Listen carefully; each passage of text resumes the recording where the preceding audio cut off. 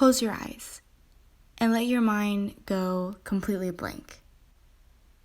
Now keep them closed. What do you see when you think of high school? Do you think of the people, the different groups?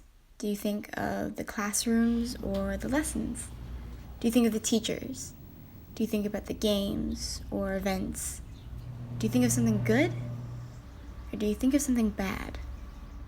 Going into high school, I only thought of something good. I was excited and optimistic, and a small part of me thought that it was going to be like the movies, that I would find my own place with my own people, but I was so wrong. Instead, I felt like I didn't belong. I felt like a ghost wandering the halls, looking at faceless faces and hearing sounds of people attempting words, but none of them clear to interpret. I had anxiety. And in a very brief definition, it just means that I am overly uneasy because I can't turn off worrying thoughts. And I remember that I spent my freshman year sitting with 2 friends from middle school, but never saying a word. I got so uncomfortable that I started to spend my lunches in the library and just doing homework and other assignments. I went home and I never really left my room. I stayed in here and my door's closed. I'm just worrying and isolating myself.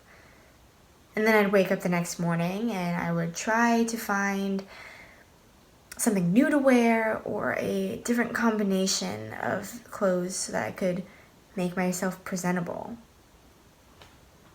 Because I'd been told that my usual leggings and oversized hoodie would make me look like I was lazy or unkempt. So then I would just kind of go to school with my head down and my headphones in so that I didn't look as alone as I felt. And I sat in the classrooms and I hoped no one would look at me because I was certain that something was going to put them off. And in some classes, I even refrained from all possible forms of attention to where I couldn't even raise my hand to answer a question. And I had an anxiety attack during presentations. And then my sophomore year, I met this girl. She was goofy and kind and had this bright energy, these good vibes, right? And I remember being so lucky that she picked me. So lucky that she picked me to walk with between classes, to sit next to in them. I was so thankful I had someone to hang out with at lunch who made me feel included. She pulled me out of my comfort zones without ever pushing me past my ultimate boundaries, and she made me feel important and confident. This girl loved with every bone in her body, and going to school wasn't hard anymore because I had my best friend by my side. And because of her, that light bulb that was hovering above my head just clicked. And then when I came home, I had my family who showed me every day they don't need to worry so much. My dad was in his late 30s and chasing down a bubble in the middle of the street at Disney World. Or he would sneak off into the candy aisle and come back with snacks and teach my brother and I how to get away with buying treats so that my mom had no way of telling us no.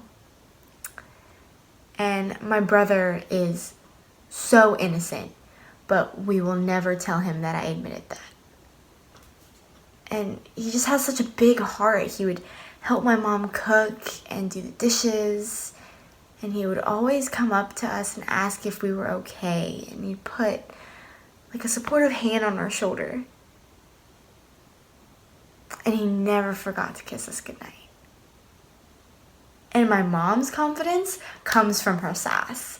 Like, she would walk into every room with her head up and her shoulders back. And she's a small woman, but one that could make you freeze in an instant. She was always productive until I saw her with her feet up on the couch in fuzzy pajama pants, watching the Hallmark Channel under a blanket with a bag of chips in one hand, a cup of coffee in the other. And I just learned that you're only as confident as you make yourself seem. And that none of this stuff that I was worrying about should hurt me. And it can't hurt me unless I let it. So once my junior year crept up, I was set. I had newfound independence, and so I worked 2 jobs. I taught kids martial arts, and I work at this tacky, family-oriented coffee house. I spent every day off and all my free time with my friends or my family. I volunteered at philanthropies with some amazing women in my community, and I met someone really special. I could just take all these experiences from home and bring them to school, and I had them all there in me. I just needed to be shown it was all there. This last 1,365 days, these last 4 years, have taught me to keep an open mind and an open heart and not forget to include myself every once in a while. So I'll ask you all again. Close your eyes. What has your high school years taught you?